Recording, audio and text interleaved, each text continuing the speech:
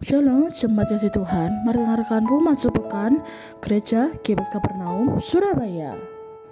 Ibadah Raya Minggu 21 April 2024 jam 10 pagi akan dilakukan oleh Ibu Gembala. Ibadah doa malam Kamis 18 April 2024 jam 7 malam akan dilakukan oleh Ibu Susilawati. Ibadah wanita Sabtu 20 April 2024 jam 10 pagi akan dilakukan oleh Ibu Alvina Pindarano. Ibadah Yud Sabtu 20 April 2024 jam 7 malam akan dilakukan oleh Bapak Stefanus Bulu STH. Ibadah sekolah minggu setiap hari Minggu pukul 11 siang bagi Bapak Ibu yang memiliki anak setelah sekolah minggu pukul 11 siang. Persembahan gereja dan diakonia bisa melalui BCA dan OVO Shopee dengan nomor saudara atas nama Samuel Wibowo. Perpuluhan dapat melalui BCA dengan nomor saudara atas nama Samuel Wibowo. Bagi yang membutuhkan kursi roda dan 12 dewasa dapat menghubungi Bapak atau Ibu Gembala ya. Subscribe channel YouTube GBS Kapernaum untuk dapat melihat video ibadah raya dan follow sosial media GBS Kapernaum untuk mengetahui informasi seputar gereja. Kami segenap pengurus jemaat GBS Kapernaum mengucapkan selamat ulang tahun bagi yang berulang bulan ini. Tuhan Yesus Kristus memberkati. Bagi yang merindu dibaptis Islam dapat mengambil formulir pendaftaran di Bapak Gembala Sidang. Bagi yang didoakan dapat menghubungi Bapak Gembala di nomor 0838 579 330 10. Sekian bawaan dalam minggu ini. Tuhan Yesus Kristus memberkati.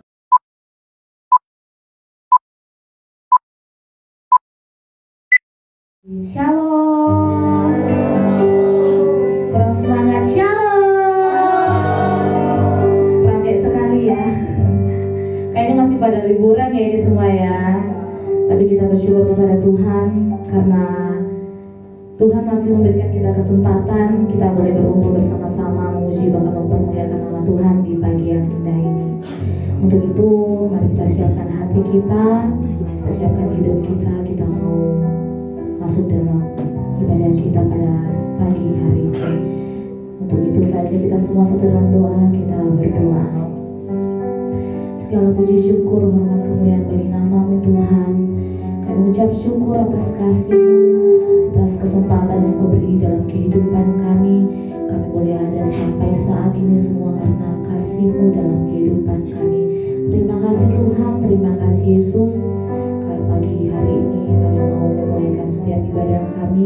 Kami mau menyembah Engkau, kami mau meninggikan nama-Mu Tuhan.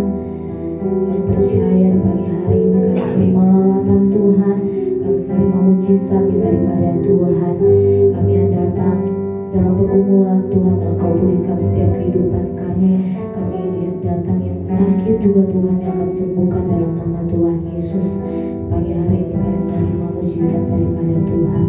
Jemaat Tuhan yang masih dalam perjalanan juga Tuhan yang akan menyertai setiap langkah kehidupannya di tempat ini bersama-sama dengan kami memuji mempermuliakan nama-Mu. Terima kasih Tuhan, terima kasih Yesus. Kami percaya Engkau adalah Allah yang penuh belas kasihan, Engkau Allah yang sangat baik dalam kehidupan kami. Terima kasih Tuhan, terima kasih Yesus. Kami siap, hati kami rindu untuk masuk dalam hadirat-Mu Tuhan. Dalam nama Tuhan Yesus Kristus kami berdoa, haleluya, amin. Kita percaya bahwa Yesus adalah Allah yang sangat baik, amin.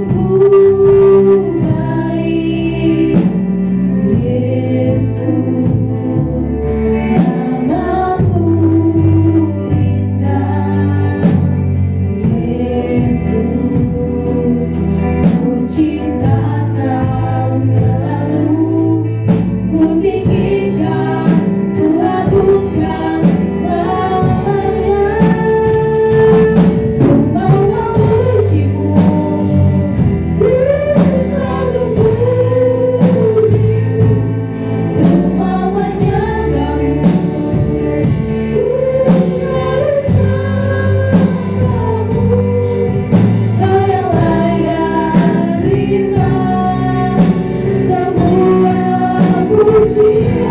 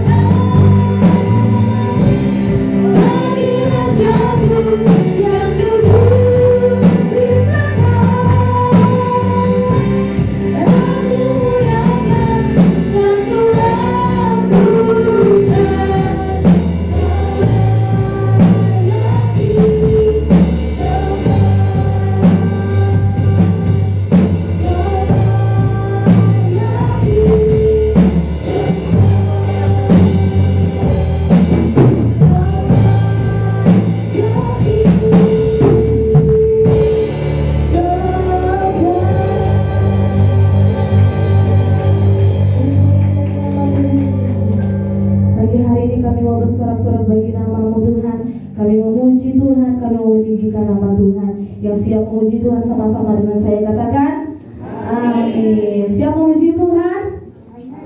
Kurang semangat. Siap memuji Tuhan? Kita percaya bahwa Tuhan kita adalah Tuhan yang maha besar. Amin.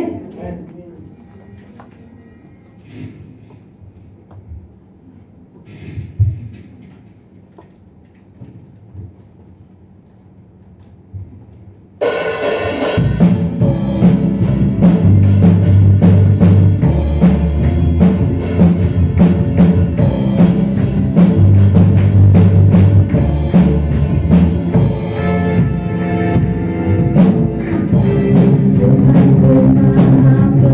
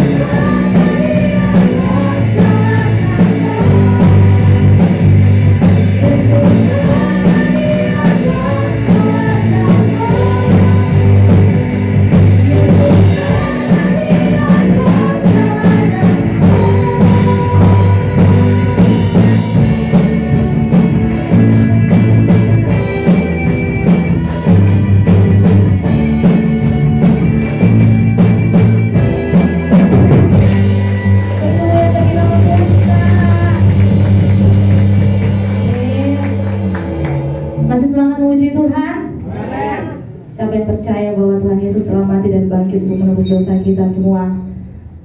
Amin ya. Kita percaya bahwa Tuhan kita adalah penyelamat kita. Angkat pujian kita.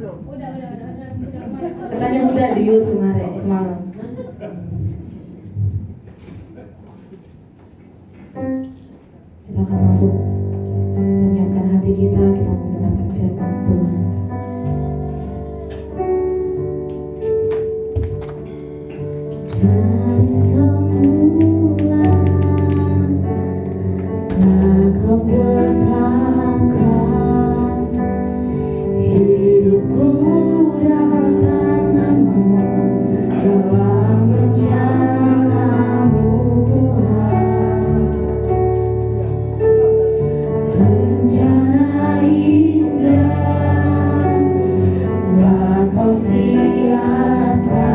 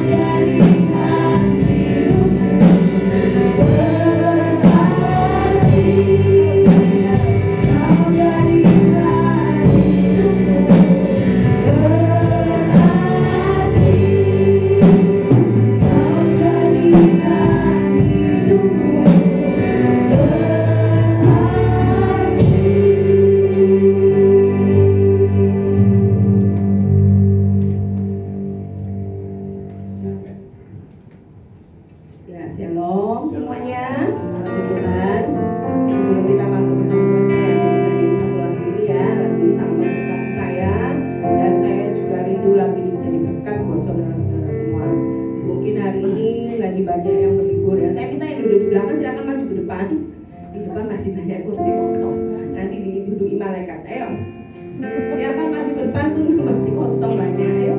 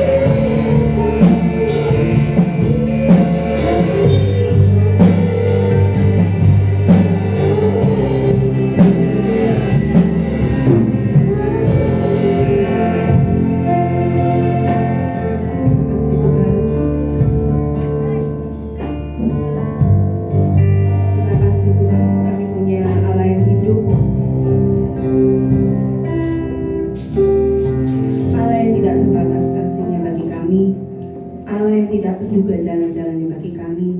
Dan kami tahu dalam setiap musim hidup kami Tuhan Engkau hadir. Terima kasih Tuhan karena Engkau Allah yang sungguh mengasihi setiap kami.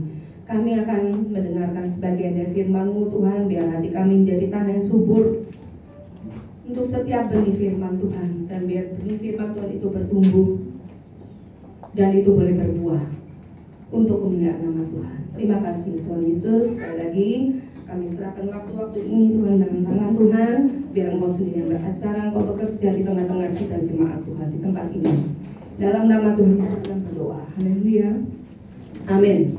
Puji Tuhan, silakan duduk.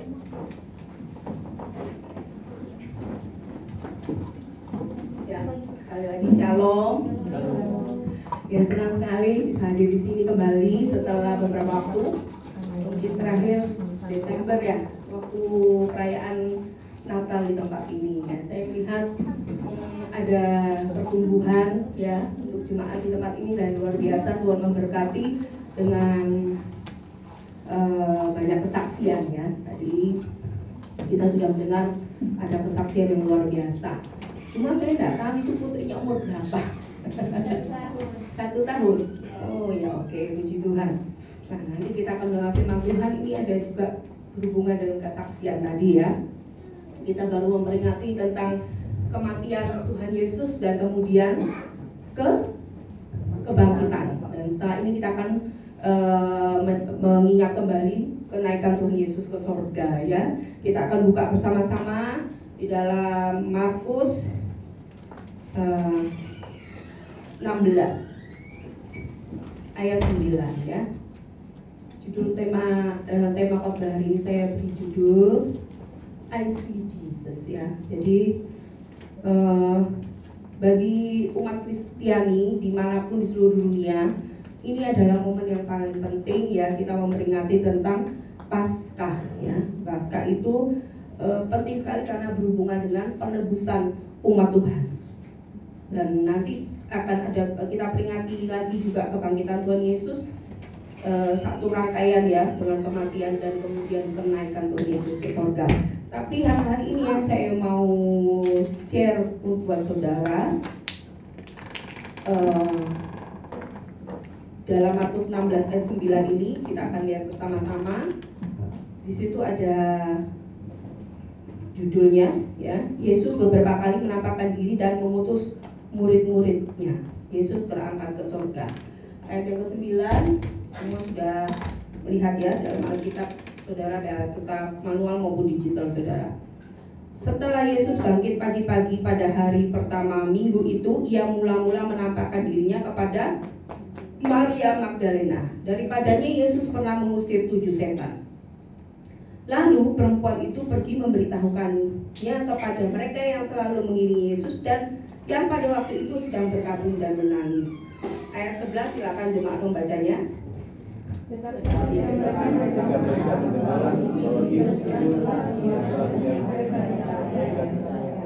Sesudah itu ia menampakkan diri dan merupa yang lain kepada 2 orang dari mereka ketika keduanya dalam perjalanan luar kota. Ayat 13 silakan. Lalu kembalilah mereka dan memberitahukannya kepada teman-teman yang lain, tetapi kepada mereka pun teman-teman itu kurang kompak ya. Ayat 14, akhirnya ia menampakkan diri kepada 11 orang itu ketika mereka sedang makan, dan ia mencela ketidakpercayaan dan kedegilan hati mereka, oleh karena mereka tidak percaya kepada orang-orang yang telah melihat dia sesudah kebangkitannya. Ayat 15, Lalu ia katakan kepada mereka, "Pergilah seluruh dunia, beritakan Injil kepada segala makhluk." Amin. 16, siapa yang percaya dan dibaptis akan diselamatkan, tetapi siapa yang tidak percaya akan dihukum. Ya, sampai situ dulu. Nah, saudara, saya mencatat di dalam peristiwa tentang kebangkitan Tuhan Yesus ini ada beberapa kali Tuhan Yesus menampakkan diri ya. Menampakkan dirinya. Yang pertama kepada siapa saudara? Maria Magdalena. Maria Magdalena ini adalah seorang yang telah dilepaskan dari 7 roh jahat ya. Jadi waktu itu Tuhan Yesus dia sudah bertemu, Maria Magdalena sudah pernah bertemu dengan Tuhan Yesus dan dia sedang kerasukan dan Tuhan sudah melepaskan diri dari 7 roh jahat. Nah, waktu Maria Magdalena pergi ke kubur ya pada hari ketiga sebelum Yesus disalibkan dan kemudian dia mati, itu kan sudah Tuhan Yesus sudah berkata ya bahwa pada hari yang ketiga dia akan bangkit ya. Tapi mungkin karena duka cita yang mendalam juga plus kepanikan atau kebingungan para murid-murid ya, karena waktu itu mereka ini sungguh-sungguh ya mengikuti setiap pengajaran dari Tuhan Yesus dan mengikuti kemanapun Tuhan Yesus pergi. Jadi waktu itu kehilangan sungguh-sungguh satu figur guru yang waktu itu yang mengajar mereka setiap hari ya, mengajar setiap saat. Kemudian Tuhan itu hilang semua, jadi blank semua ya. Nah, saudara, saya mencatat ya dalam hal ini yang pertama kali ditemui adalah Maria Magdalena. Kemudian ada lagi 2 orang murid dari Emmaus. Terus yang ketiga kepada 11 murid. Ya. Kemudian Tuhan Yesus menampakkan diri kepada murid-murid di pantai Danau. Nanti kita akan baca satu persatu ya. Kita akan lihat satu persatu. Nah, yang saya tertarik itu begini, saudara. Saudara dan saya ini menjadi Kristen itu saya percaya mungkin sudah bertahun-tahun, bahkan sudah juga ada yang berpuluh-puluh tahun.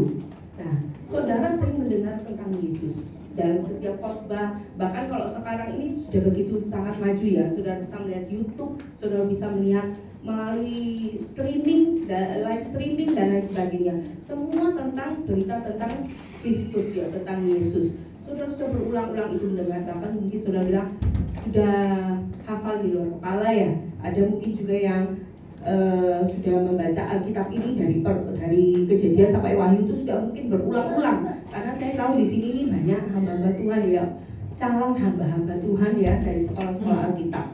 Ya, dan saya tahu pasti itu di sekolah, di kuliah itu saudara terus diajarkan tentang kebenaran firman Tuhan, bahkan dipelajari dengan sangat dalam ya. Karena sedikit banyak saya tahu karena almarhum suami saya juga dulu sekolah Alkitab ya, sekolah teologi ya. Dan saudara pasti juga dari segi bahasa Ibrani, bahasa Yunani ya, dan segala macam ya. Dan itu sangat dalam ya. Tapi sekali lagi saya ini bukan pendeta ya. Saya ralat tadi Bapak Pendeta Samuel tadi waktu pertama kali mengenalkan dengan anak-anak PAW. Saya bukan pendeta, saya juga bukan lulusan teologi ya, tidak ya. Tapi saya ini hanya hamba Tuhan. Jadi waktu sekilas saya ini waktu sama WA saya untuk saya menyampaikan firman di tempat ini, saya cuma bilang ya saya siap. Jadi sama anak-anak juga saya bilang pokoknya mama disuruh pelayanan apa mama siap. Jadi suruh WL siap, suruh apa siap. Karena saya background ini WL ya, saya background ini worship leader, saya bukan pengkhotbah. Jadi kalau saya disuruh berkhotbah saya butuh konsentrasi, butuh untuk beberapa waktu untuk saya menggali firman ya. Tapi puji Tuhan dalam seminggu ini kan libur ya. Jadi saya memang memilih tanggal ini karena ini tanggal libur. Kalau hari biasa dalam satu minggu itu full bekerja ya, karena saya seorang single parent, saya punya 3 anak ya. Saya sebagian besar sudah tahu karena saya sering kesini ya. Dan suami saya juga dulu pernah kesini berkhotbah di sini. Jadi ini anak-anak saya 2 yang Matthew dan Sienna, yang nomor 2 masih di rumah saudara saya. Nah, singkat cerita, waktu saya disuruh bawakan firman ini, ya pokoknya saya siap aja gitu. Oke siap gitu. Habis itu temanya apa Samuel? Tidak ada tema gitu. Seperti biasanya tidak ada tema. Ya siap, pokoknya siap aja.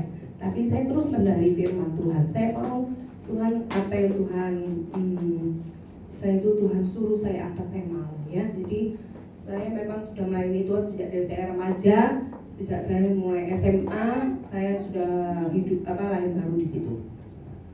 Dan sampai dengan hari ini. Dan saya bersyukur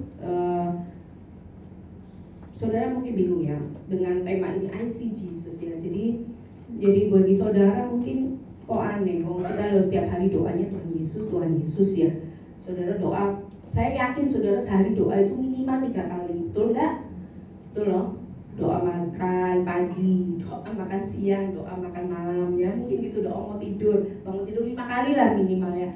Pasti sudah bilang, saya sudah ketemu Yesus kok dalam doa-doa saya. Tapi dalam momen kebangkitan ini saya melihat ya bahwa Tuhan Yesus itu menampakkan dirinya secara khusus waktu itu zaman itu kepada pribadi-pribadi yang dia anggap khusus.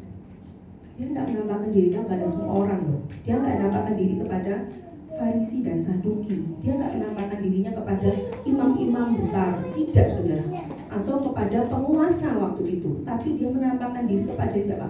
Orang-orang yang dia kasihi. Salah satunya Maria Magdalena. Nah, kemudian kepada 2 orang murid yang dalam perjalanan ke Emmaus. Ketiga, dia menampakkan diri kepada 11 murid. Keempat, dia lagi menampakkan diri waktu mereka sedang ada di danau, sedang menjala ikan. Nah, ini yang menjadi perenungan ya. Kenapa kok Tuhan itu datang kepada mereka? Nah, mari kita lihat bersama-sama kembali dalam Markus 16 tadi ya, ayat ke yang pertama kepada Maria Magdalena, yang kedua dia ayat ke-12. Sesudah itu ia menampakkan diri dalam rupa lain kepada 2 orang dari antara mereka, dan keduanya dalam perjalanan keluar kota. Kemudian Yohanes 20 ayat 18. Mari kita buka bersama. Yang sudah dapat silakan boleh membaca Yohanes 20 ayat ke-18.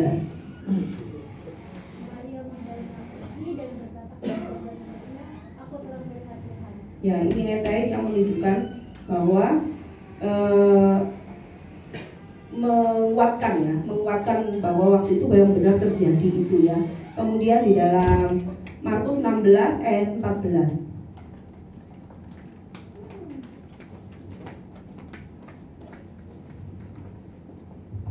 Ya, silakan yang sudah mendapat boleh membaca.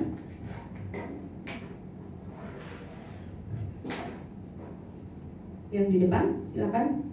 Akhirnya ia menampakkan diri kepada 11 orang itu ketika mereka sedang makan, dan ia mencela ketidakpercayaan dan kedegilan hati mereka, oleh karena mereka tidak percaya kepada orang-orang yang telah melihat dia sesudah kebangkitannya.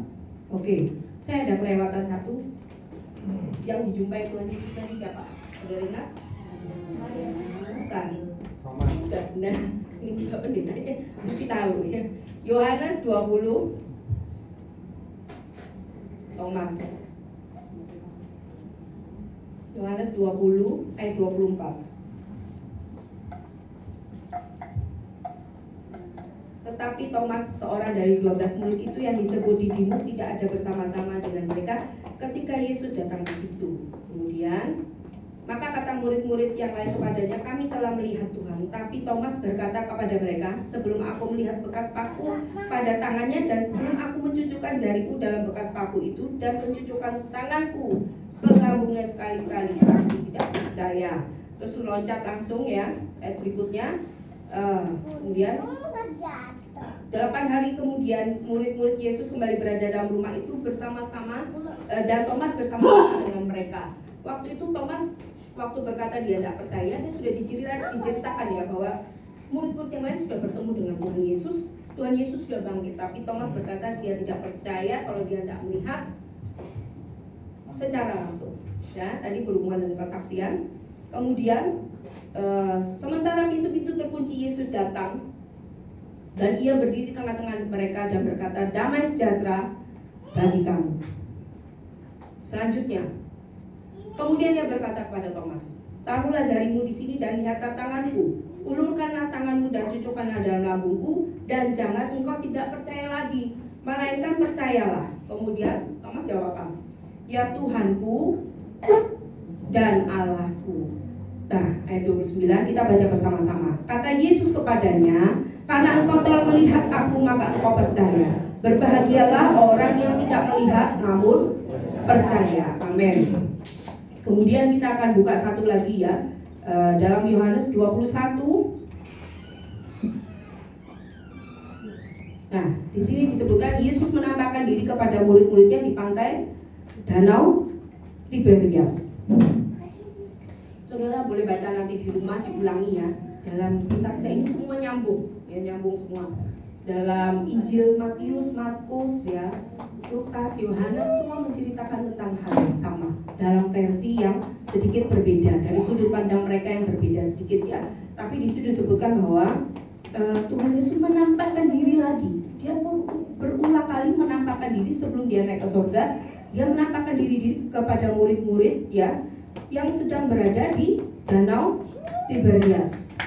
Ya, waktu itu mereka murid-murid ini kembali lagi ke pekerjaan yang lama ya sebagai nelayan. Nah, Simon ya waktu itu Simon itu dia bilang dia akan pergi menangkap ikan. Nah, kemudian mereka bertemu dengan Tuhan Yesus dan Tuhan Yesus berkata, ayat yang kelima, kata Yesus kepada mereka, anak-anak, adakah kau punya lauk pauk? Mereka menjawab, tidak ada. Maka kata Yesus, tebarkanlah jalamu di sebelah kanan perahu, maka kau akan beroleh. Lalu mereka menebarkan dan mereka tidak dapat menariknya lagi karena banyaknya ikan. Kemudian ayat yang ketujuh ini penting ya. Maka murid yang dikasihi Yesus itu berkata kepada Petrus. Di antara murid-murid itu ada satu orang murid yang dikasihi Yesus, saudara tahu siapa? Dan kemudian dia berkata, itu Tuhan. Begitu Petrus mendengar bahwa itu Tuhan, dia mengenakan pakaiannya sebab dia tidak berpakaian. Lalu ia terjun ke dalam danau. Dan murid-murid yang lain datang dalam perahu karena mereka tidak jauh dari darat. Ya, kira-kira hanya 200 hasta saja. Dan mereka menghela jala yang penuh dengan ikan. Ya, sampai di situ. Saudara, waktu yang saya mau bahas itu ke satu ya, Tuhan itu datang itu karena dia mengasihi kita, amin. Ke satu, kedua dia mati, ketiga dia bangkit, keempat dia naik ke surga. Nah, siapa yang memilih? Waktu kita, tidak semua orang bisa percaya Tuhan Yesus, betul? Sampai hari ini kekristenan di Indonesia memang tetap bertahan dan mungkin ada gereja-gereja yang mengalami multiple ya atau pelipat gandaan. Nah, tapi tidak semua orang atau yang ada di Indonesia, saya bahas khususnya, tidak usah jauh-jauh, yang ada di Surabaya ini adalah orang-orang pengikut Kristus, betul nggak? Nah, bagi saudara dan saya, bukan kita yang memilih Tuhan, tapi Tuhan yang memilih kita. Ini ayat hafalan pasti saudara hafal semua. Yohanes 15 ayat 16, bukan kamu yang memilih aku, kata Tuhan, tapi akulah yang memilih kamu. Nah, jadi adalah kasih karunia ya kalau Tuhan itu datang kepada kita dan memilih kita. Dan sungguh kasih karunia Tuhan datang waktu dia bangkit, dia menemui murid-murid ini ya. Dan sekarang saudara bilang, waktu itu kan itu zaman itu ya, itu zaman murid-murid lah. Apa relevansinya dengan kehidupan kita zaman sekarang?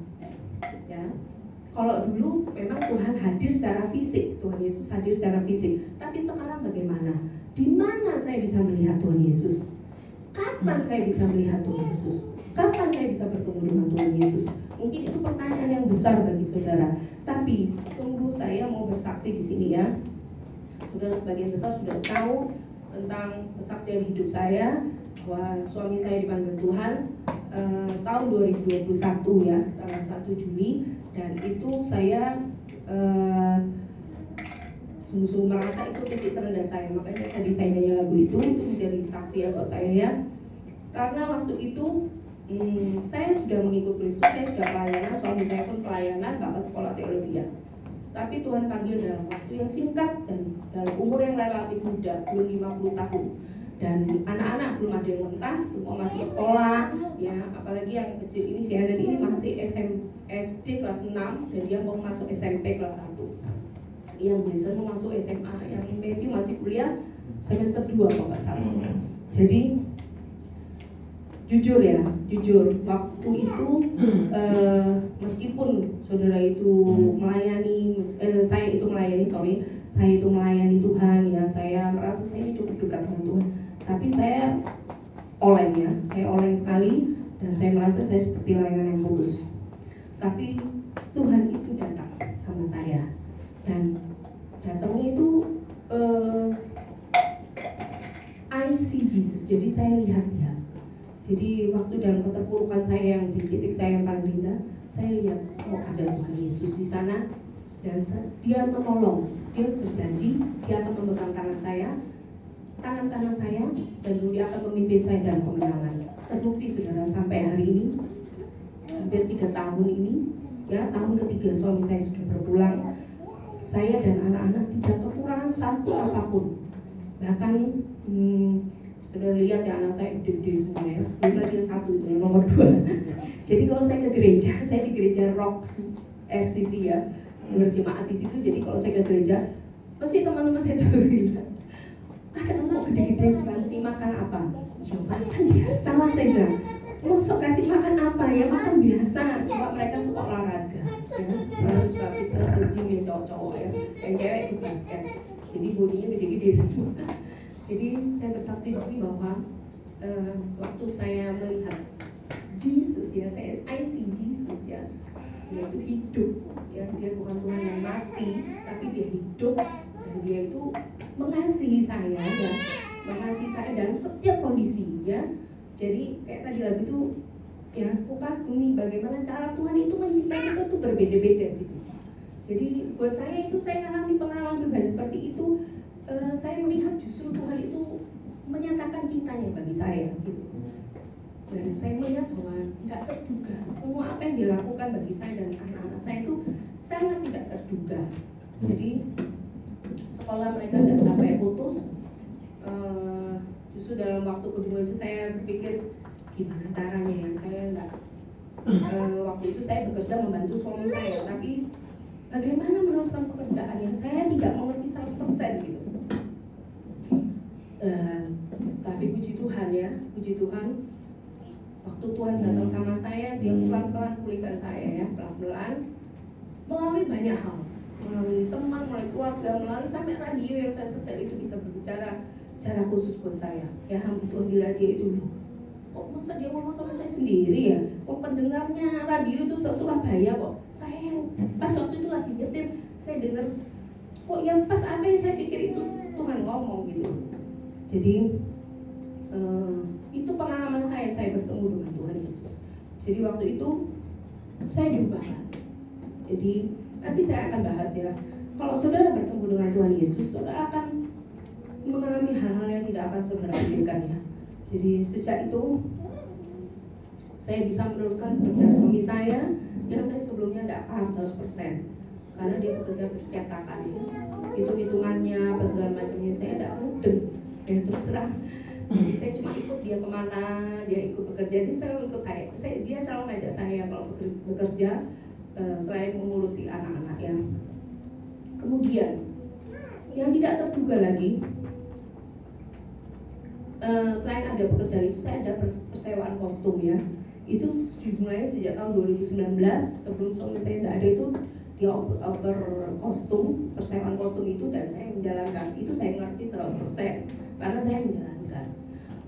Tapi karena pandemi itu turun semua ya, usaha itu turun. Kemudian yang ketiga, Tuhan buka jalan melalui apa? Saya sekarang sedang mengelola satu kantin di sekolah SMA Petra Manyar. Ya, SMA, SMP itu satu gabungan. Jadi kantinnya itu ada 5 dan saya salah satu pengelola. Semua orang bingung ya, kenapa kok saya bisa masuk ke situ? Saya bisa mendapatkan kantin itu karena itu kantin royoan sebenarnya. Saudara kalau tahu kalau itu dibuka ya, open, bukan open sekolah ya, open kantin gitu untuk merekrut siapa yang mau pegang kantin itu royoan. Karena rame kantinnya ya. Tapi waktu saya ditanya, gimana kok kamu bisa saya tidak ada background catering saudara, saya tidak ada background cooking, tidak ada, karena saya sekolah bukan itu bidang saya. Lain nanti dengan anak saya yang nomor 2 itu akan sekolah kuliner, dia akan sekolah kuliner ya. Dan saya tidak juga memahami yang bagi orang itu sulit, tapi bagi saya gampang, karena waktu itu Tuhan membuka itu bagi saya gitu. Sampai hari ini sudah mau tahun kedua saya mengelola kantin itu, dan puji Tuhan dengan apa yang Tuhan berikan, dengan kekuatan dari Tuhan, saya bisa mengelola 3 pekerjaan ini.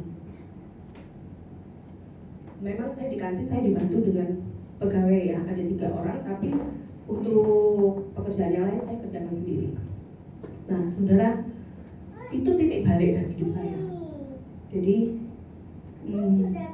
saat-saat ya tadi dalam kondisi yang begitu buat bagi orang luar, bagi orang dunia ya, menyedihkan ya. Karena dalam usia saya masih segini, saya sudah menjadi single parent. Mungkin bagi dunia itu tragis ya. Tapi saya bersyukur sekali lagi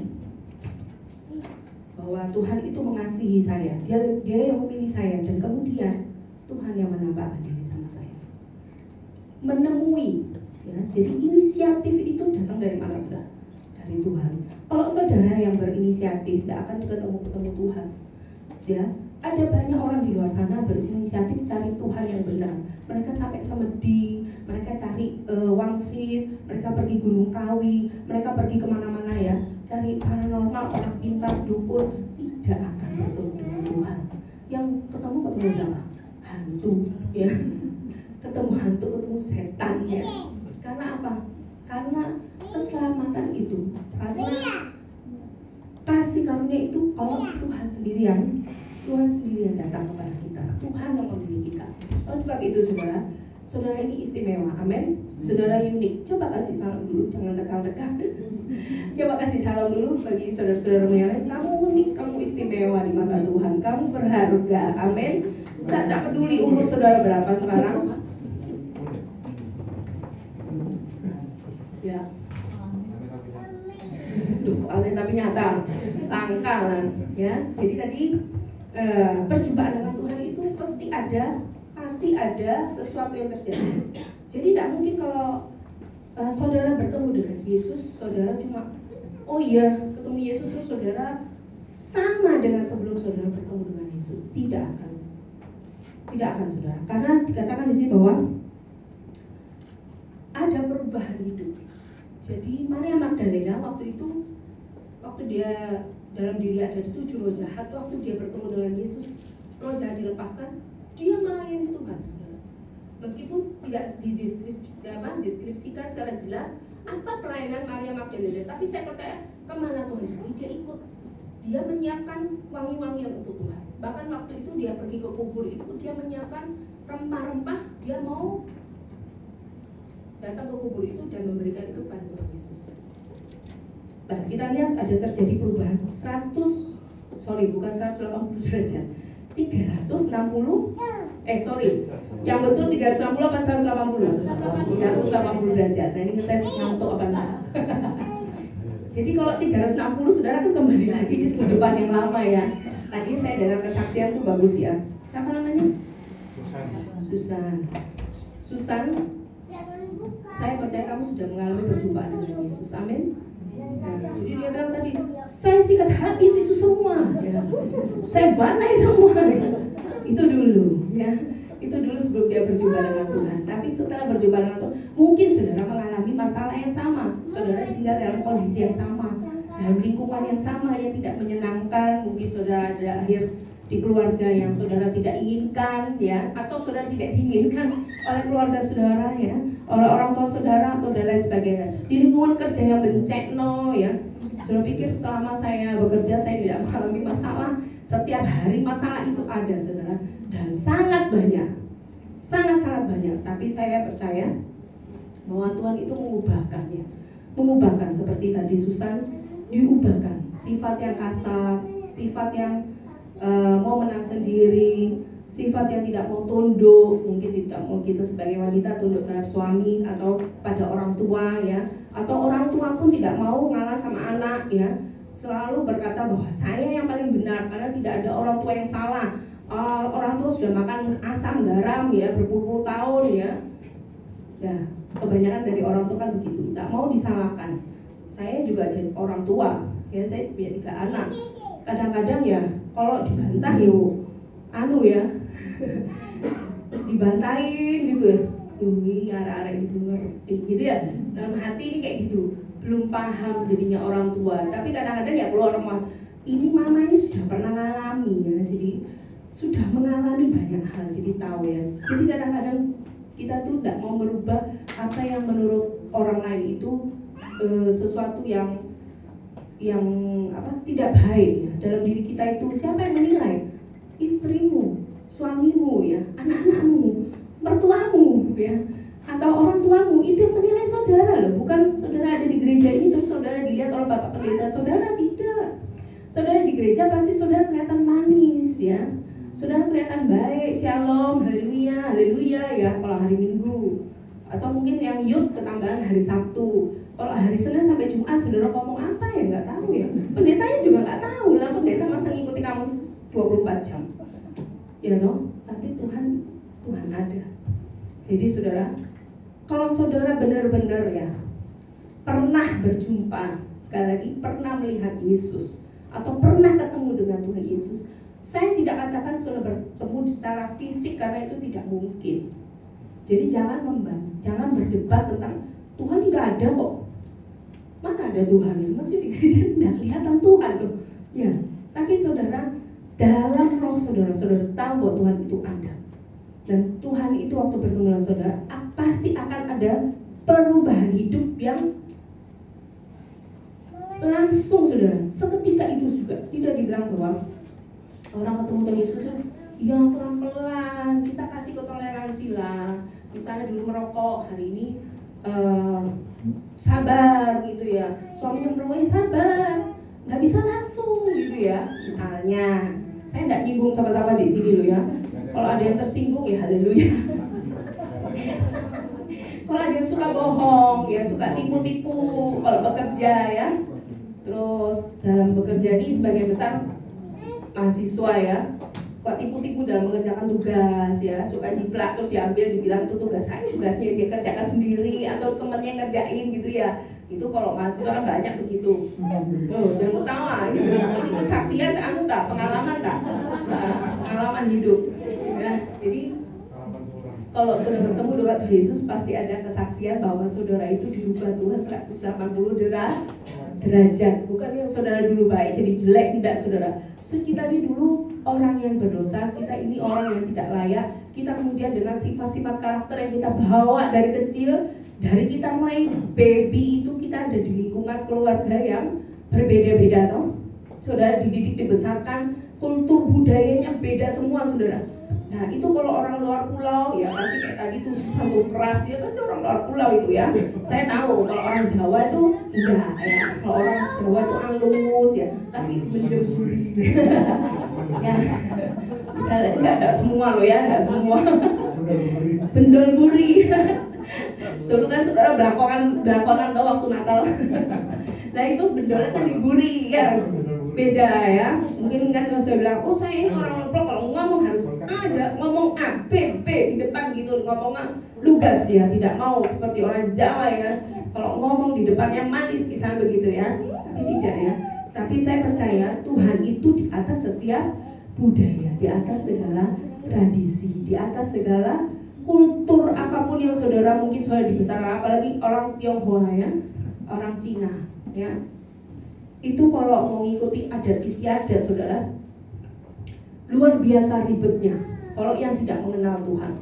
Tapi kalau kita mengenal Tuhan tidak ada istilah Jawa, Cina, Bugis, Batak, Nias ya, banyak anak Nias ya kalau Enderlopulo ya, atau NTT dari mana-mana tidak ada ya, semuanya itu sama di hadapan Tuhan. Sebab itu saudara, kalau ada orang yang dia bilang saya ini sudah Kristen sudah puluhan tahun, tidak ada orang yang bisa merubah saya sampai mati. Bisa saya bilang begitu ya, saya mati tetap saya begini, saya karakter saya begini. Oh, berarti dia belum bertemu dengan Tuhan Yesus. Dia hanya bertemu dengan pengajaran, dia hanya bertemu dengan lingkungan gereja ya. Dia hanya mendengar tentang firman, tapi dia belum bertemu dengan Tuhan Yesus. Karena saya yakin dan percaya waktu orang itu ketemu melihat, nah mengalami Tuhan itu sendiri, dia akan diubahkan. Amin. Amin. Saya nggak tahu yang di sini bagaimana, tapi saya percaya setelah ini saudara akan mengalami perubahan hidup. Amin. Kemudian yang kedua, menjadi saksi Kristus. Nah, waktu Maria Magdalena yang pertama kali ditemui, dia tidak terus diem aja di kubur itu, enggak saudara. Tapi dia lari, dia cari murid-murid. Dan dia berkata bahwa Tuhan sudah bangkit ya. Oh, Kristus sudah bangkit. Artinya apa? Dia bersaksi ya. Tapi jangan menjadi saksi dusta loh ya, nggak boleh. Ya, tadi si siapa Yusak cerita itu sengketa tapi tidak jelas ya. Orang-orang dapat duit 150 juta gitu, disingkat sama dia kesaksiannya. Sengketanya apa, kenapa jadi ruwet kan nggak tahu. Nah, kita harus menjadi saksi yang terbuka, amin. Saksi Kristus yang terbuka. Hidup saudara dan saya ini dilihat oleh banyak orang, saudara. Jadi nggak bisa semaunya sendiri. Saudara bilang, sudah, saya kan hidup, ini kan saya makan sendiri misalnya. Saya kan kerja untuk diri saya sendiri, pakai uang saya sendiri, saya tidak bergantung sama orang lain ya. Terus ngapain orang-orang kepo lah tadi kayak kepo sama saya, misalnya saya nggak hamil, terus kepo aja setiap kali ketemu kapan hamil gitu ya, misalnya gitu. Nah, hidup kita, kalau kita bertemu dengan Tuhan Yesus, kita ini menjadi saksi Kristus. Jadi, kalau saudara masih hidup dalam hidup yang lama, saudara masih hidup dengan karakter yang lama, saudara belum berjumpa dengan Kristus. Saudara akan menjadi saksi Kristus kalau saudara bilang, saya ini ketemu Tuhan Yesus kok, saya tahu kok, saya doa tuh saya dengar kok Tuhan ngomong, misalnya begitu. Tapi saudara tidak menjadi saksi dalam hidup saudara sehari-hari, bukan di gereja loh saudara, bukan dalam pelayanan saudara ini yang semua bagus, ya semua ditata bagus. Tapi dalam hidup saudara sehari-hari, di dalam keluarga itu yang paling penting, karena tidak ada yang tersembunyi, ya. Dalam hubungan suami istri tidak ada yang ditutup-tutupi. Saya bersyukur waktu saya menikah 19,5 tahun dengan suami saya, tidak ada satupun yang ditutup-tutupi dari istrinya, termasuk PIN HP. Nggak ada ya. Terus istri mau lihat, nggak boleh dikasih sandi ya HP-nya. Nggak ada saudara. Jadi apapun, justru malah dia suruh lihat gitu. Di sini ada catatan saya ini, situ ada saya ini. PIN BCA, PIN HP mungkin nggak apa-apa, PIN HP boleh lihat ya, mungkin pacar, yang masih pacar nggak boleh PIN BCA ya. Nanti kalau sudah jadi suami istri ya, atau ya nanti sudah PIN BCA nggak tahu, ya. Dan itu banyak kasus ya, waktu kejadian misalnya salah satu nggak ada atau gimana tuh nggak tahu ya istrinya nomornya berapa. Saya tahu saudara, saya tahu dari PIN BCA, PIN Mandiri, PIN apapun saya tahu karena suami saya selalu terbuka sama saya. Jadi dia meninggalkan satu kesaksian hidup yang sangat luar biasa bagi saya, istri dan anak, ketiga anak. Ya, kemudian dikatakan waktu kita bertemu dengan Yesus itu ada damai sejahtera. Ya, dikatakan waktu dia ketemu Thomas, damai sejahtera bagi kamu. Jadi kalau orang hidup dalam ketakutan, dalam kecemasan, ya, dalam kekhawatiran, berarti saudara belum bertemu dengan Tuhan Yesus. Wajar nggak? Wajar, kalau menurut manusia itu wajar ya.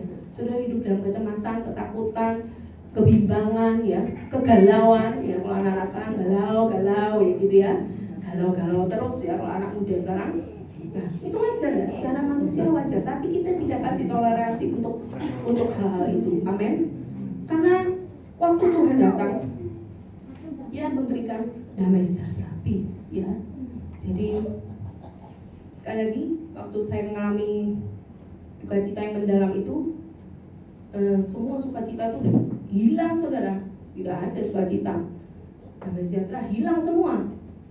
Jadi selama bertahun-tahun yang saya bilang saya ini sudah pelayan Tuhan bertahun-tahun, berpuluh-puluh tahun, itu hilang semua. Tapi sekali lagi, waktu saya berjumpa dengan Kristus, setelah momen itu saya menemukan damai sejahtera. Saya sempat nggak bisa tidur itu berbulan-bulan, ya. Jadi tidur bangun tengah malam itu tidak pernah saya alami waktu suami saya masih ada. Jadi begitu saya taruh bantal, saya langsung tidur saya, ya. Karena saya menaruhkan saya percaya dia pelindung saya tinggal tenang aja ya, saya plek gitu tidur dimanapun. Misalnya terus kalau sudah malam gitu dia berhenti, saya sudah taruh bantal gitu, wes 5 menit hilang. Tapi setelah suami saya tidak ada saudara, tengah malam saya bangun, jam 3 bangun, nanti jam berapa bangun? Saya dipenuhi dengan kekhawatiran, kecemasan yang sangat luar biasa. Bagaimana masa depan anak-anak saya? Bagaimana masa depan saya? Nah, tapi sekali lagi Tuhan itu mengasihi. Dia datang dan kemudian dia memberikan damai sejahtera. Amin. Kalau saudara boleh lihat saya hari ini berdiri di sini, itu bukan karena kekuatan saya semata-mata, tapi karena Tuhan itu mengasihi saya dan dia datang bagi saya dan dia memberikan damai sejahtera. Amin. Itu penting saudara. Di tengah dunia bergejolak ya. Ini baru cerita saya ya, baru cerita kesaksian hidup saya. Saya nggak tahu kesaksian hidup saudara masing-masing gimana ya. Buat yang anak muda persoalannya apa ya, buat yang orang tua juga ada persoalan. Tidak ada persoalan, istilahnya maksudnya begini, manusia itu akan selalu mengalami persoalan selama dia hidup. Kalau sudah tidak mau mengalami persoalan, ya kalau saudara sudah ada di 3x4 itu berarti kita sudah tidak mengalami persoalan apa-apa, sudah beristirahat. Tapi sekali lagi saya katakan bahwa Tuhan itu tidak pernah meninggalkan. Jadi tadi yang pertama, perjumpaan dengan Kristus itu akan memberikan satu perubahan hidup yang radikal. Saya tidak bilang kita harus menjadi Kristen yang radikal. Terus saudara kemana-mana bawa mic terus khotbah tentang Tuhan Yesus di jalan-jalan, saudara bisa ditangkap polisi ya, Satpol PP. Bukan gitu maksudnya. Tapi ini kembali ke diri saudara dulu masing-masing ya. Coba cek, evaluasi diri. Saya beberapa tahun yang lalu, saya yang sekarang bagaimana? Atau mungkin lebih jelek, kondisinya kok lebih buruk, karakterku kok tambah lebih jelek gitu ya. Nah, ceknya gimana? Cek ke sebelahnya, suaminya atau istrinya, suruh kasih penilaian ya. Nggak usah penilai pendetamu, nggak usah, pendeta istirahat di sini dalam hal ini. Jadi kalau gitu tanya aja sama orang terdekat saudara, anak-anak saudara ya, atau mertua saudara, tanya ya apa sudah berubah belum? Kalau masih belum ya udah, coba introspeksi diri ya. Kemudian menjadi saksi Kristus, kemudian hidup di dalam damai sejahtera. Dan sekali lagi, waktu kita bertemu dengan Yesus, kita tidak hidup sembarangan. Iya, tempat ya. Jadi hidup ini terpola. Tuhan Yesus itu orangnya rapi, ya. Jadi sebagai pengikut Kristus, kita tidak bisa sembarangan, tidak bisa sembarangan hidup. Saudara mau hidup hari ini, saudara melakukan apa hari ini, itu hakku. Saudara pikir saudara punya banyak waktu. Jangan dikata saudara, kita baru dikejutkan dengan salah satu penyanyi rohani yang masih muda cantik ya. Benita sebutan barusan meninggal. Saya suka penyanyi ini ya, karena dia nyanyi waktu dia tuh nyanyi sungguh-sungguh gitu. Saya pernah terberkati dengan satu lagu itu yang sampaikan pada Yesus itu. Nah, begitu mengejutkan ya. Hampir semua berita, buka TikTok isinya itu, buka IG itu ya, buka apa aja semua berita tentang penyanyi ini. Karena ini sesuatu yang mengejutkan. Masih muda, punya talenta, melayani Tuhan. Lah kok dipanggilnya cepet banget ya. Mau menikah lagi tahun depan. Saudara jangan berpikir ya, saudara masih muda. Umur paling muda di sini berapa Pak? Pak Pendeta, anak-anak paling muda bukan. Jadi itu masih baby ya. 2 tahun. Ini loh yang saudara ngerti tentang firman Tuhan. Ya, dan bilang ya kalau kematian itu dekat dengan usia tua. Tidak saudara. Ya, ada orang-orang yang diberkati dengan panjang umur usia sampai 80-90. Tapi kita lihat sekarang seketika sepanjang-panjang ya. Tidak ada waktu untuk saudara. Saudara bilang, hari ini aku melakukan ini ya Tuhan, besok aku bertobat. Besok aja Tuhan ya. Tapi saudara, waktu Tuhan datangnya lain lagi ya. Jadi yang pertama Tuhan datang kepada saudara bertemu dengan Yesus. Tapi kalau pertemuan yang berikutnya saudara game over ya. Tidak ada waktu untuk bertobat, tidak ada waktu untuk menyesal, tidak ada waktu untuk minta maaf, tidak ada waktu untuk apapun saudara. Saat itu juga, detik itu juga. Jadi nggak perlu menunggu tua, untuk saudara dipanggil Tuhan. Kita tidak akan tahu kapan waktu kita baru dipanggil Tuhan. Saya cuma berdoa, Tuhan, saya kalau Tuhan panggil, kalau boleh, anak-anakku tak dulu Tuhan. Saya bilang, saya ini mereka tinggal punya mama ya. Tapi Tuhan sekali lagi, semua itu kembali pada Tuhan. Jadi saudara, waktu yang ada ini sangat berharga. Saudara kan tidak terasa tuh, dari tahun 2023 barusan kita lewati, akhir tahun, penghujung tahun, Natal, penghujung tahun, terus tahun baru. Sekarang sudah bulan 4 saudara. Dan itu terasa sangat cepat, kayak dipercepat ya. Waktu itu kayak cepat banget. Kok wis jam segini loh, kok wis tanggal segini, ya cepet banget. Terus dengan kondisi cuaca dan lain sebagainya, dengan berita ini hari ini Iran menerjang Israel. Ya. Saya dengar kesaksian dari anak saya ya. Ini, Mam, temanku itu loh, takut setengah mati sama kiamat. Kan dia bilang, ini panasnya luar biasa, kayak mau kiamat. Dia takut sekali. Dan saya bersyukur ya anak-anak ini dari kecil mereka sudah mendengar firman Tuhan ya. Papanya mengajarkan berulang kali tentang firman Tuhan, dan apa yang diterima oleh mereka baik di gereja, di rumah, itu mereka bisa bagikan. Dan tadi secara tidak langsung dia jadi kesaksian buat teman-temannya. Dia ngomong panjang lebar, tak omongin mah di HP itu, di grup itu tak omongin panjang lebar. Ngapain takut gini? Kan sudah punya Tuhan, kan itu sudah selamat. Pokoknya dia cerita versinya dia ya. Jadi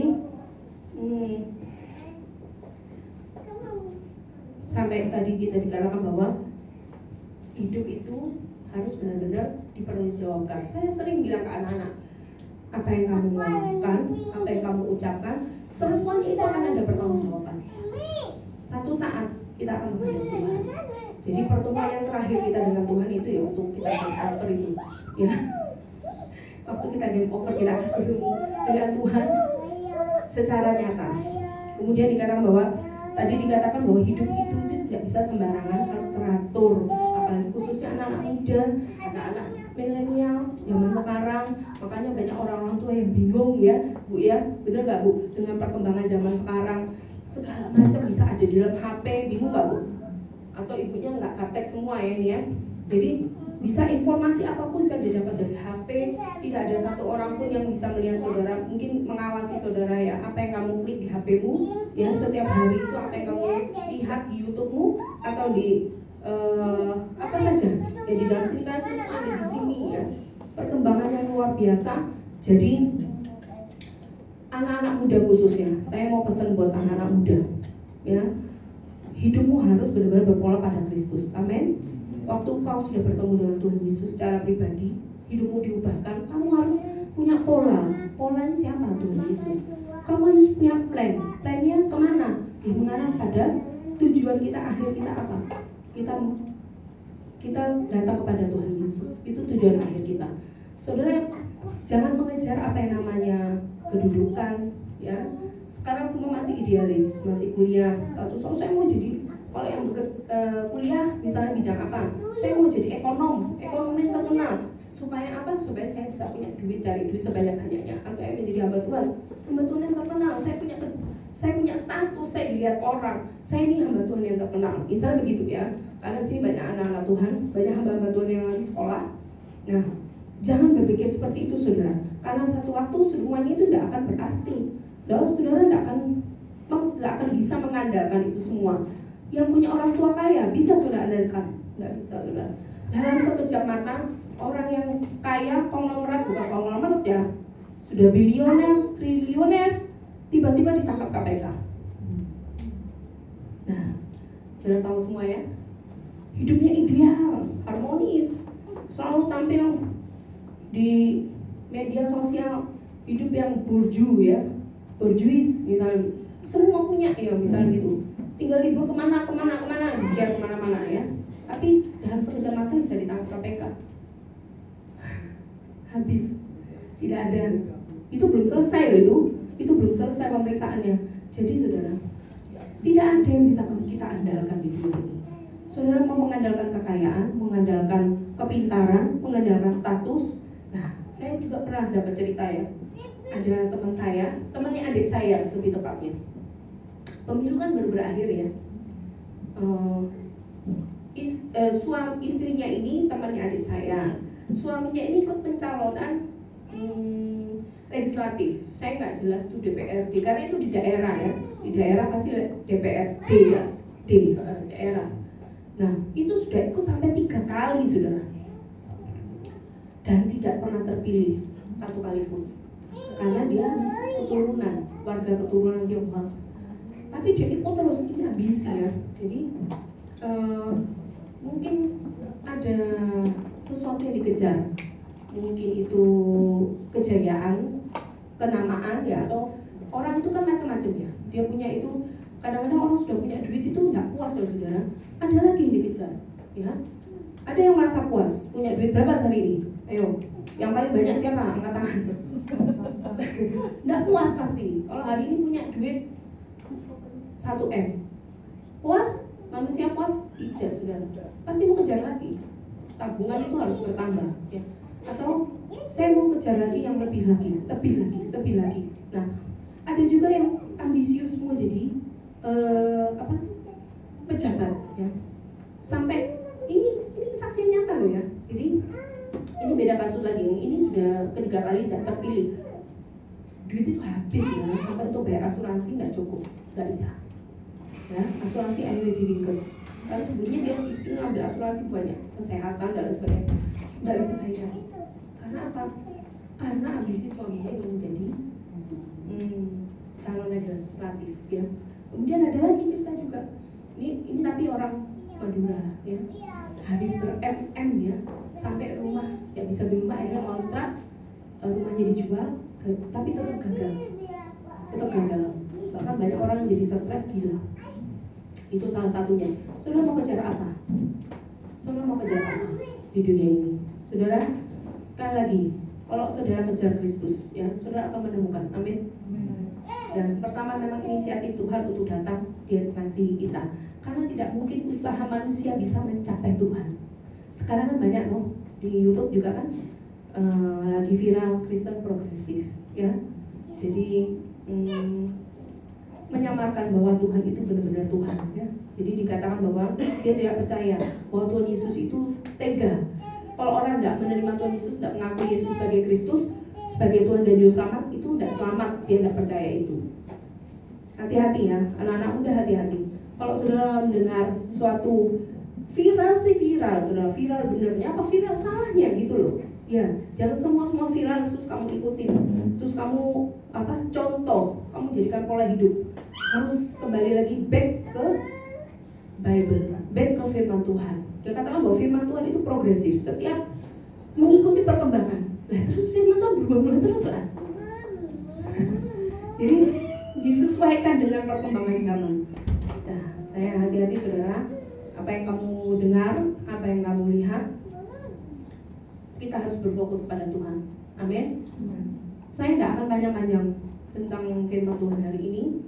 Yang saya mau tekankan bahwa waktu Tuhan Yesus bangkit, Tuhan Yesus tidak pernah salah, Tuhan Yesus tidak pernah gagal, Tuhan Yesus tidak pernah tidak menepati janji atau berbohong, tidak pernah.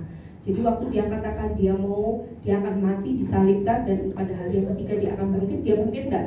Terus setelah itu dia naik ke surga, dia naik enggak? Amin. Nah, tinggal satu yang belum digenapi, apa? Kedatangan Tuhan yang kedua kali. Dan saya percaya kalau kita hidup benar di hadapan Tuhan, kalau waktu saudara bertemu dengan Tuhan Yesus, ojo merinding, saudara. Ya, jadi tuh, haleluya saudara, kalau Tuhan Yesus datang, amin, sudah end semuanya. Saudara tidak akan melihat semakin baik, dunia tidak akan semakin baik. Ini dolar naik, rupiah turun. Anak saya kan ngikuti. Ini naik kondisi gini, dia tahu semua, ya. Yang video ini dia tahu. Oh ya, saya cuma sekilas, kalau saya sempat saya buka YouTube, saya dengar berita. Jadi jangan lihat YouTube karena hanya lihat drakor, ya. Saya suka drakor, saya ngaku ya. Lagi apa yang sekarang lagi tren apa? Tapi juga lihatlah berita apa yang sekarang lagi apa yang terjadi, perkembangan apa di dunia ini yang sedang terjadi, ya. Jadi saudara jangan kayak orang kata dalam tempurung, taunya cuma drakor aja ya, sinetron, ya. Buat ibu-ibu mungkin suka nonton sinetron, tapi harus saudara tahu bahwa tanda-tanda ini terus menuju pada kedatangan Tuhan yang kedua kali. Amin. Bahwa setiap makhluk sampai firman Tuhan ini diberitakan kepada setiap makhluk, itulah tanda kesudahannya. Amin. Kesudahan segala sesuatu. Tapi jangan takut saudara, Ya sekali lagi saya bilang, waktu saudara mungkin saudara bilang saya dulu pernah berjumpa dengan Tuhan, tapi saudara tidak mengalami perubahan hidup. Hari ini masih ada kesempatan kita akan bisa Tuhan datang bagi saya, dan saya percaya waktu kita bertemu dengan Tuhan, I see Jesus ya, saudara akan mengalami perubahan hidup total. Amin. Amin. Yakin? Jangan khawatir ya. Masih muda-muda yang masih sekolah jangan khawatir. Saya sering menekankan kepada anak-anak saya bahwa masa depan kalian itu ada di dalam tangan Tuhan, bukan di dalam tangan mama dan papa. Dulu papanya sering ngomong, papa tidak bisa jaga 24 jam, nggak bisa ngikuti kamu kemana-mana 24 jam jaga, nggak bisa. Dan semua ada waktunya, benar saudara, ada limitnya. Jadi limit saudara sampai kapan saya juga nggak tahu. Nah, tapi kalau saudara bertemu dengan Tuhan sungguh-sungguh, dan saudara mengalami perubahan hidup total, saudara menjadi kesaksian yang luar biasa. Hidup saudara dikuasai dengan firman Tuhan. Jadi waktu kita mau melakukan apa, kita mau berkata apapun, pola kita adalah pola Kristus ya. Kita lihat gimana caranya Tuhan Yesus menghadapi masalah ini, bagaimana dia berbicara dengan orang, bagaimana dia mengatasi semua persoalan dihadapi. Sebagai Tuhan waktu dia menjadi manusia, dia mengalami nggak persoalan? Mengalami nggak? Mengalami banyak. Bahkan dia berdoa sampai mencucurkan darah. Ya, dia berdoa di Getsemani, kemudian disalibkan. Itu tuh sudah satu proses yang sangat berat, saudara. Tidak ada manusia yang mengalami seperti itu. Tapi Tuhan Yesus datang itu menunjukkan ya, bahwa waktu kita mengalami sesuatu, waktu kita dalam kondisi apapun, Tuhan itu ada bersama dengan kita. Amin. Tuhan itu beserta dengan kita. Jadi sekali lagi kita baca terakhir ya. Ini peneguhan bagi yang kesaksian tadi. Yohanes 20. Sekali lagi sebagai penutup.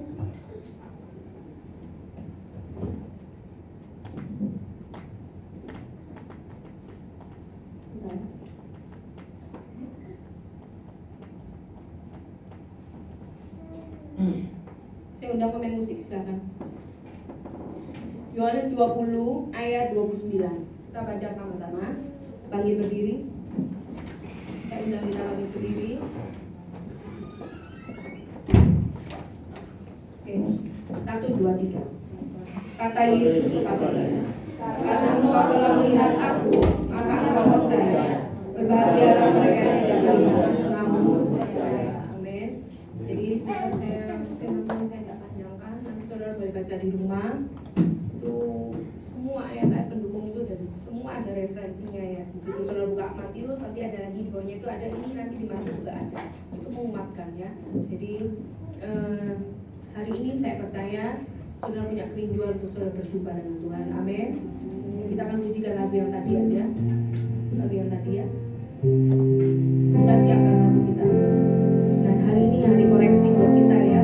Kita mau evaluasi diri.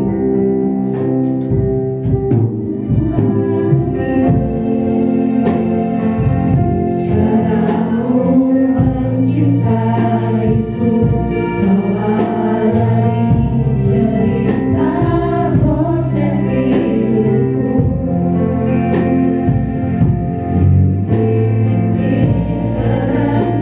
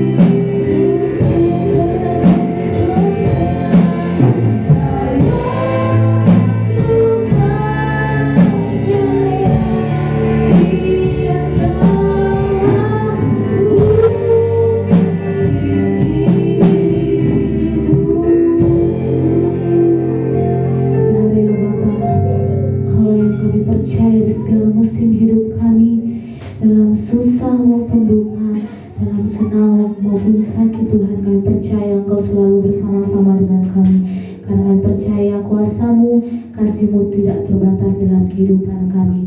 Kami melihat, kami percaya bahwa Engkau adalah juru selamat kami yang hidup. Terima kasih Tuhan, terima kasih Yesus untuk firman-Mu, bahkan hamba-Mu yang telah Engkau pakai untuk memberitakan firman-Mu. Tuhan akan memakai hamba-Mu lebih lagi dalam melayani Engkau. Berkati keluarganya, berkati ketiga anaknya juga Tuhan, yang percaya Engkau selalu menyertai setiap langkah kehidupan keluarga hamba-Mu. Dalam nama Tuhan Yesus Kristus kami berdoa, haleluya, amin. Silakan duduk kembali. Kita akan mengakhiri ibadah kita, serta kita semua bangkit berdiri. Sekali lagi saya undang kita semua bangkit berdiri. Kita akan mengakhiri ibadah kita.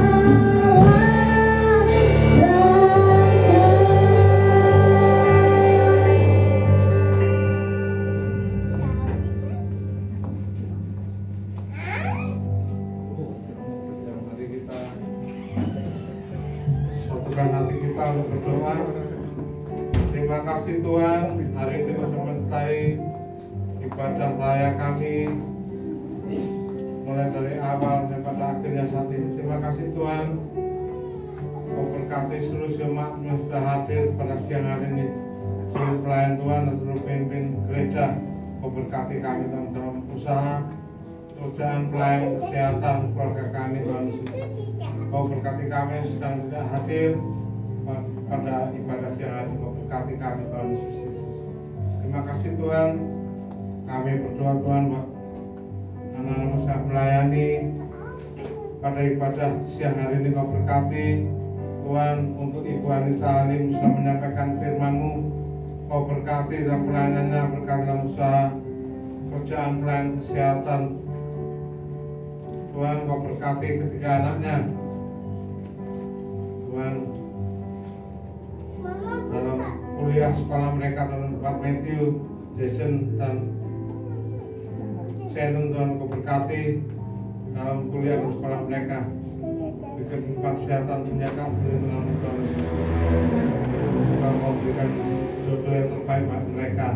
Kau berkati dan sudah melayani BL pada ibadah hari ini. Kau berkati Saudara Jenny, Kau berkati Saudara Nia atau Saudara Afina yang melayani sebagai single. Kau berkati pelayan mereka Tuhan hari semakin indah di hadapan-Mu. Kau berkati Saudara Yeskia yang melayani bagian LCD. Kau berkati Saudari Selby yang melayani bagian sound mixer. Kau berkati pelayan mereka Tuhan hari semakin indah di hadapan-Mu. Kau berkati Ibu Suwati dan Ibu Ruth Tuhan Yesus melayani sebagai kolektan. Kau berkati dan pelayan mereka dan harus semakin indah hadapan-Mu. Kau berkati dari Michelle bisa melayani bagian dokumentasi dan Ibu Fonel dan pendeta muda Yusak bisa melayani bagian sekolah. Kau berkati dan mereka semakin indah hadapan-Mu. Kau berkati para pemain musik. Kau berkati Saudari Melody yang melayani sebagai pemain piano Saudara Yuel saya melayani sebagai pentas, dari Bima yang saya melayani sebagai pemain gitar, dan saudara Yosua yang memainkan drum. Kau berkati pada mereka mengenali sebagai indah dan Tuhan. Kami berdoa Tuhan khususnya untuk mereka yang sakit saat ini. Tuhan, kiranya kuasa menjamah Ibu Esther Wiwin, Kau jamah pulihkan kakinya Tuhan Yesus Kristus, dan seluruh tubuhnya Kau jamah Tuhan saat ini. Kau jamah pulihkan, dan percaya Tuhan Ibu Esther Wiwin sudah menerima kesembuhan daripada Engkau Tuhan Yesus Kristus. Kau berkati saudara Jason sakit, Kau berkati, Kau sembuhkan bagian tubuh yang sakit, lewat tangan yang penuh kuasa, belum memulihkan dan menyembuhkan Jason saat ini. Dalam nama Tuhan Yesus Kristus. Kau berkati tangan selama memberikan persembahan, Kau kembalikan berkat-Mu berlipat kali ganda. Jauhkan kami dari salah mara bahaya, kecelakaan depan, sakit penyakit orang jahat, dari salah gangguan serangan kosa kegelapan, dari salah magic sanis selang kali mana kesilapan. Jauhkan kami dari wabah corona, banyak bahaya, menularkan ikan roh maut. Pakai urapi kami Tuhan Yesus, Kau tutup bermusik kami dengan kuasa darah-Mu. Terima kasih Tuhan. Mari kita terima berkat Tuhan. Terima berkat dari Allah Bapa, kasih dari Tuhan Yesus Kristus, serta penyertaan Roh Kudus menyertai kami saat ini sampai selama-lamanya. Mari kita berdoa. Bapa kami di surga, dikuduskanlah nama-Mu, datanglah kerajaan-Mu, jadilah kehendak-Mu di bumi seperti di surga. Berikanlah kita makanan kami secukupnya, dan ampuni kami kesalahan kami, seperti kami juga mengampuni orang salah pada kami. Dan jangan membawa kami dalam pencobaan, tapi lepaskan kami dari bahaya jahat, karena Engkau lah punya kerajaan dan kuasa dan kemuliaan sampai selama-lamanya. Amin. Tuhan Yesus memberkati.